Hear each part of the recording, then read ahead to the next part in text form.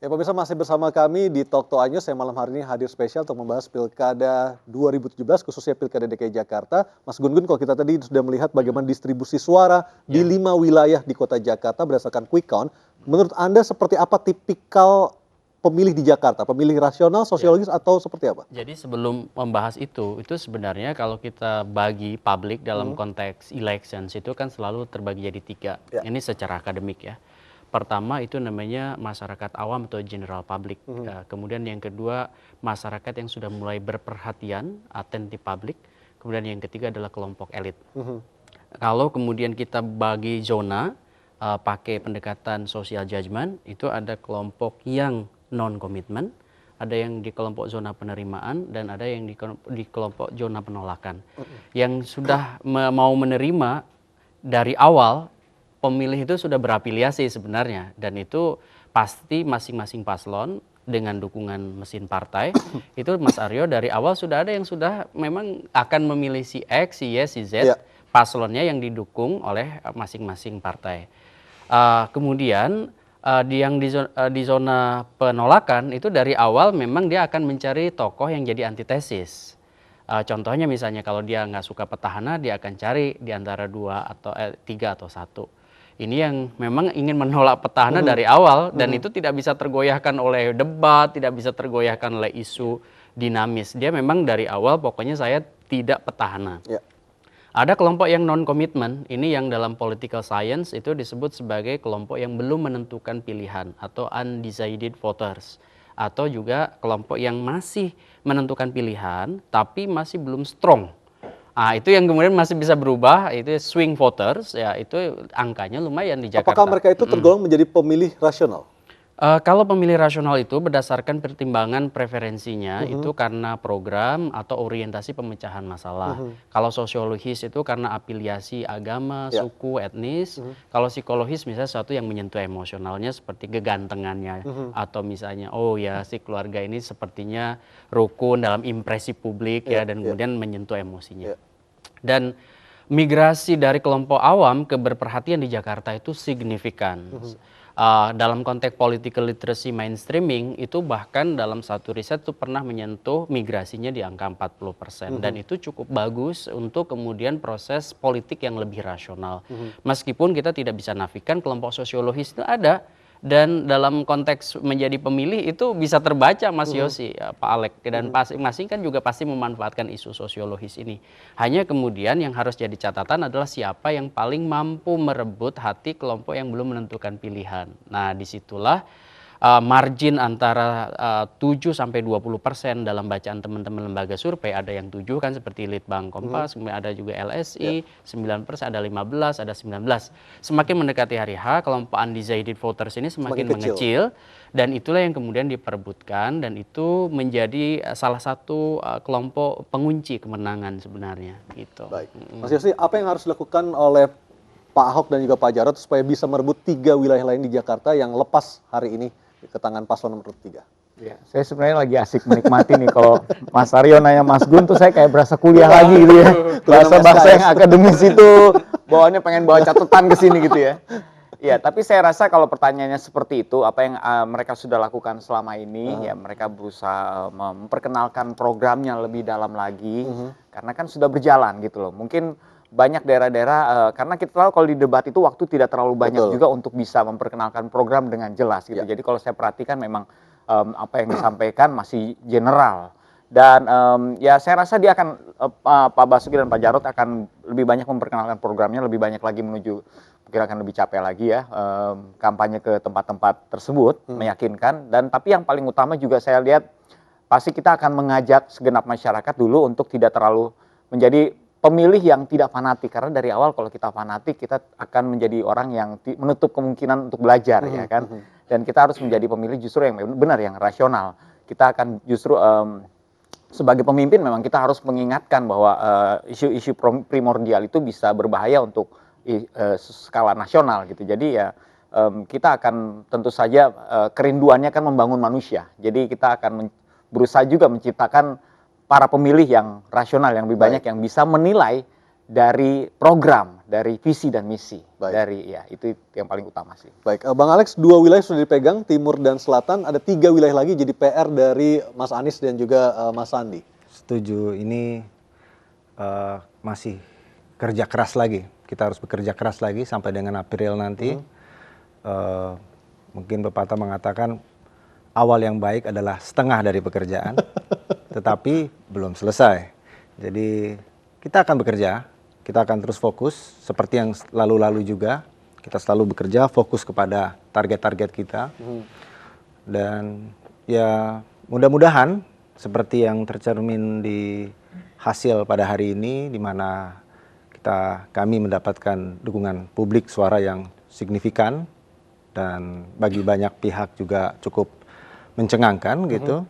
Kami syukuri itu dan kami berdoa dan berharap juga para pemilih dapat seperti tadi lebih rasional, mau melihat, membandingkan dan lalu tentu mengambil keputusan untuk memilih pasangan calon nomor 3. Kalau untuk rasional artinya kita berbicara soal data. Artinya ketika pasangan calon nomor 3 yang mengklaim memang tidak terkait dengan belum pernah masuk ke lingkungan pemerintah Provinsi DKI Jakarta, ketika mengkritik atau ingin membandingkan kinerja mereka dengan kinerja pasangan nomor 2, artinya harus berbicara dengan melalui data untuk bisa meraup segmentasi pemilih rasional seperti itu. Ya, tentu nanti kita akan bicara panjang ya, nanti menjelang April kan. Tapi saya pikir apa yang sudah ditawarkan oleh pasangan calon nomor 3, Mas Anies dan Bang Sandi itu adalah salah satunya adalah solusi-solusi permasalahan. Kita juga harus jujur dan terbuka melihat kenyataan bahwa masih banyak masalah di kota Jakarta ini. Dan itu kan perlu ada jawaban terhadap masalah tersebut. Dan disitulah kompetisinya.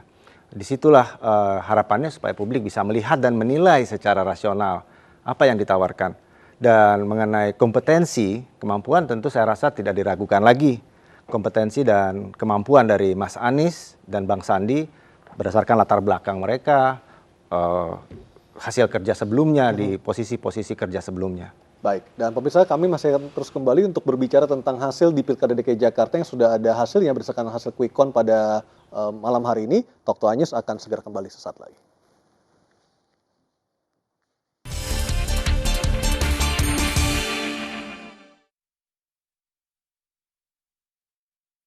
Sakit tipes betul ya? Iya, tapi Sakit tipes apa Halo. Iya, halo. Halo, halo, halo, halo. Ya ilah dimatiin orang nggak bisa ngomong. Kenapa sih selalu banget kayak gitu?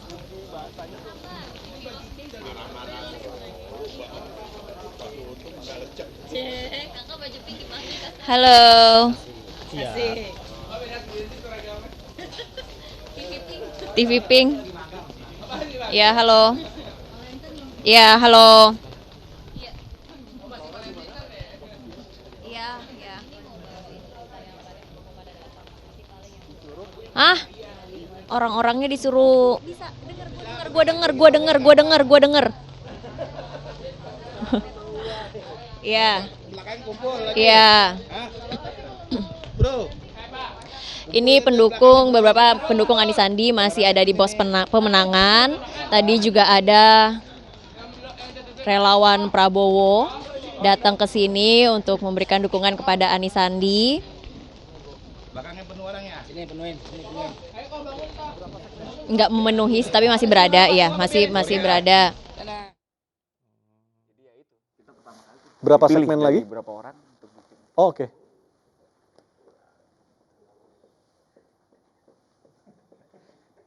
Di 3 Yang senior Project P. Sebelum pecah Padiangan. Jadi Padiangan. kok Padiangan 6 tuh beda lagi ya? Re? Pecahannya. Oh, pecahannya. Jadi Padiangan Hah? pecah, ada Padiangan 6, ada Project P. Oh, Cuma Padiangan 6 itu membingungkan, namanya kan masih pakai Padiangan. oke. Tapi dia punya single. Kalau di UI dulu terkenal namanya Pancaran Sinar Petroma. PSP. Sama. SP. Salah satu anggotanya jadi dubes kan di India ya? Kalau nggak salah Bang ya? Jali ya. Jali, Rajali. Nah, mereka itu kan lagu-lagu komedi. Iya, bukan komedi, parodi. bukan. Iya. Tipikalnya sama kayak Project Pop, Iya. sama, mirip. Karena harus original, harus Tapi mostly lu yang nyiptain ya, saya. sebagian lah. Maksudnya bukan kebanyakan lu ya. Iya, lumayan. Pancaran Sinar Petroma. PSP. Padiangan ini generasi 90-an. Iya. 80-an. 90. 90 terakhir, akhir-akhir. 90. 90-an. 90-an. Kan tuh Denny itu. Ya Denny. Terus dia yang pecah kan dia Denny Isur Daan itu jadi P Project semuanya. Oh. Mas Gun di mana kampusnya? Saya di Visip UIN Jakarta. UIN. Iya. Bang Alex dari UI? UI. Oh, Unpad. jurusan apa Bang? Oh, FISIP. Di Unpad saya. Sempat jadi diplomat Bang, enggak? Iya. Ilmu politik juga. Oh, yang politik. Yang Kok politik ya. Kok lari ke Kadin Bang? Akhirnya jadi pengusaha. Tapi sempat ngajar di UI. Oh gitu. 9 tahun saya ngajar di Tahun berapa? 2004 sampai 2013. Oh. Pas jadi jubir. Pas jadi jubir. Kalau jadi model salah. Dulu bareng Julian berarti ya. Julian ya. Julian Aldrin Pasa. Sempat satu tim teaching juga. Oh. Sekarang generasinya Ihsan Darmawan. Mas AF juga. Iya, Ef. Ef keluar juga Mas Ef. Keluar dari UI. Iya ya udah. Mas Gun ngajar Ya, ngajar. di UIN juga. Iya. Saya ngajar di komunikasi politik, sama ilmu politik. Mantap. Banyak Mas Gun ngajarnya. Oh enggak, di tempatnya Mas Anies. Paramadina. Tadi Paramadina ngajar. UMN masih kan Mas? S2 Paramadina. UMN masih.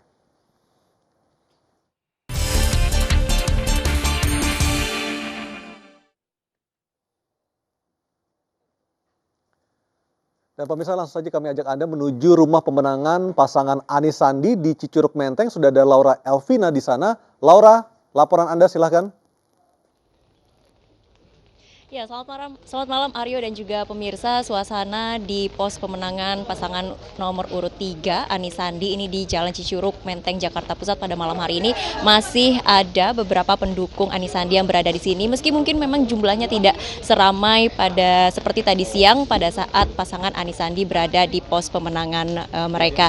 Namun pada malam hari ini para pendukung masih berkumpul di sini. Mereka masih memantau bagaimana hasil hitung cepat atau quick count meski memang dari beberapa lembaga survei ini jumlah suara yang masuk sudah mencapai 100%. Mungkin memang ada beberapa lembaga survei yang menunjukkan bahwa pasangan Anies Sandi unggul dari pasangan nomor urut 2, namun ada juga lembaga survei yang menunjukkan bahwa pasangan Anies Sandi ini lebih rendah daripada pasangan nomor urut 2. Namun para pendukung mereka masih tetap yakin bahwa Anies Sandi akan menang dalam Pilkada DKI Jakarta 2017 ini. Dan tadi juga beberapa saat yang lalu ini ada relawan Prabowo yakni dari Laskar Gerakan Laskar Pro 08 yang mendatangi pos pemenangan Anies Sandi di Jalan Cicurug Menteng, Jakarta Pusat. Mereka menyatakan dukungannya untuk Anies Sandi dan juga tadi rombongan langsung disambut oleh Ketua Tim Pemenangan pasangan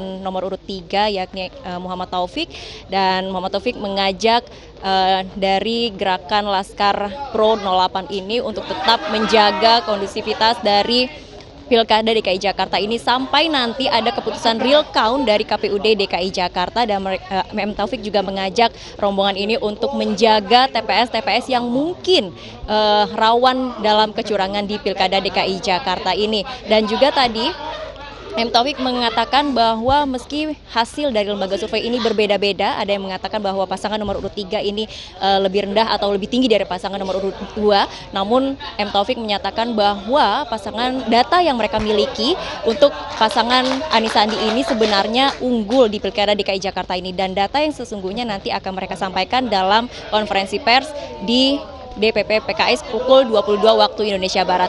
Untuk sementara ini yang dapat kami sampaikan kepada Anda, Aryo dan pemirsa, silakan kembali ke Anda di studio. Baik, terima kasih Laura Elvina melaporkan dari rumah pemenangan posko paslon nomor urut 3 di Cicurug Menteng, Jakarta Pusat. Mas Gun, prediksi Anda di putaran kedua nanti akan seperti apa? Kesengitan pertarungan antara paslon 2 dan paslon 3? Tentu ini sangat ketat ya. Prediksinya juga harus hati-hati. Kenapa kita belum bisa kalau tidak bicara pergerakan data. Pergerakan data itu bisa terlihat setelah fase euforia hari ini masing-masing kan merayakan. Ya. Kemudian nanti ada tahapan. Kalau tidak ada sengketa dari salah satu paslon akan berjalan bulan April. untuk putaran kedua. Kalau ada sengketa berarti di bulan Juni. Tapi rasa-rasanya dengan persentase yang gapnya sangat jauh, itu kemungkinan ya, ini tentu bacaan prediktif. Kemungkinannya itu tidak akan ada, Sengketa. meskipun ada sengketa, tapi karena persentasenya jauh, kemungkinan itu tidak akan diproses lebih lanjut gitu. Karena kan ada aturannya. Kemudian kalau soal harusnya nih melihat karakteristik pemilih, maka meskipun peluang itu sebenarnya lebih besar untuk menggarap masa ini dari kandidat paslon nomor 1 dari pergerakan karakteristik pemilihnya, nomor 3 harusnya bisa lebih bisa penetratif. Meskipun saya lihat begini, itu tidak linear. Paslon nomor 1 pun pendukungnya menurut saya akan kemungkinan juga cair, bisa direbut oleh paslon nomor 2, bisa direbut oleh paslon nomor 3. Lagi-lagi ini kalau bicara karakteristik sekali lagi ya, dan karakteristik itu berhimpitannya sebenarnya dengan paslon nomor 3, meskipun saya membaca bahwa paslon nomor 2 itu punya juga peluang yang sebenarnya sama besarnya. Kenapa? Karena lagi-lagi kalau tadi bacaannya Pak Alek bahwa basis massa sekarang sudah melihat program, melihat kontestasi gagasan untuk pemecahan Jakarta ke depan. Di situ menjadi kata kunci itu, dan itu sangat disadari kan tadi oleh Mas Alek. Sehingga kemudian tidak mudah klaim bahwa ketika misalnya nomor urut 1 gagal dalam versi quick count ya, bukan real count, kita harus hati-hati juga. Tetapi kemudian pergerakan itu sebenarnya bisa dipersuasi oleh masing-masing tim ses dan relawan dari dua kubu, gitu maksud saya. Baik, makasih Mas Gun Gun. Ya. Mas Yosi, terakhir dari pasangan Ahok Jarot seperti apa untuk closing statement dan juga kesiapan di putaran kedua nanti?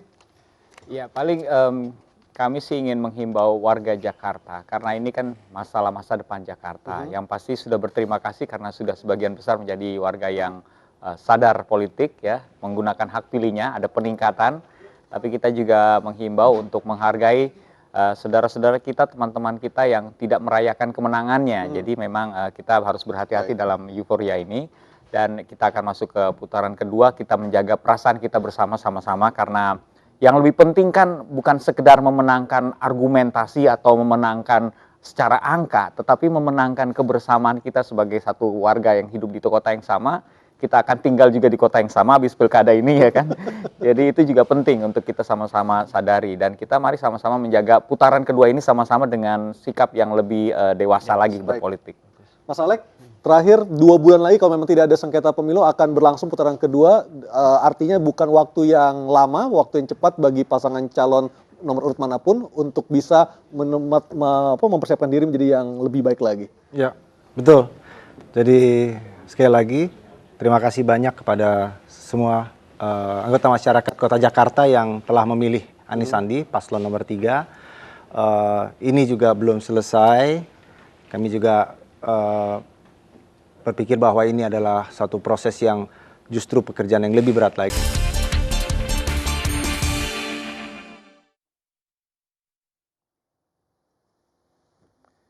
Ya pemirsa, masih bersama kami di Talk to Anyus. Saya malam hari ini hadir spesial untuk membahas Pilkada 2017, khususnya Pilkada DKI Jakarta. Mas Gun Gun, kalau kita tadi sudah melihat bagaimana distribusi suara di 5 wilayah di kota Jakarta berdasarkan quick count.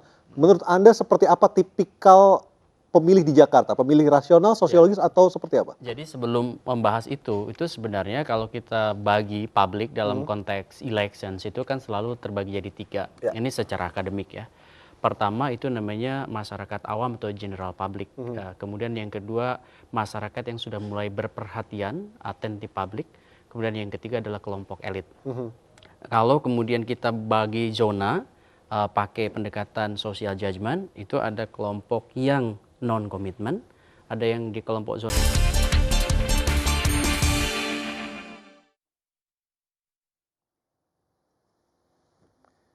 Ya pemirsa, masih bersama kami di Talk to Anyus. Saya malam hari ini hadir spesial untuk membahas Pilkada 2017, khususnya Pilkada DKI Jakarta. Mas Gun Gun, kalau kita tadi sudah melihat bagaimana distribusi suara di 5 wilayah di kota Jakarta berdasarkan quick count.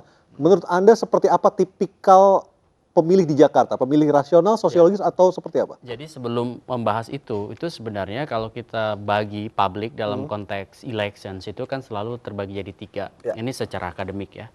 Pertama itu namanya masyarakat awam atau general public. Kemudian yang kedua masyarakat yang sudah mulai berperhatian, attentive public. Kemudian yang ketiga adalah kelompok elit. Kalau kemudian kita bagi zona pakai pendekatan social judgment, itu ada kelompok yang non komitmen, ada yang di kelompok zona penerimaan, dan ada yang di kelompok zona penolakan. Yang sudah mau menerima dari awal, pemilih itu sudah berafiliasi sebenarnya, dan itu pasti masing-masing paslon dengan dukungan mesin partai itu Mas Aryo dari awal sudah ada yang sudah memang akan memilih si X, si Y, si Z, paslonnya yang didukung oleh masing-masing partai. Kemudian di zona penolakan itu dari awal memang dia akan mencari tokoh yang jadi antitesis. Contohnya misalnya kalau dia nggak suka petahana, dia akan cari di antara 2 atau 3 atau 1. Ini yang memang ingin menolak petahana dari awal.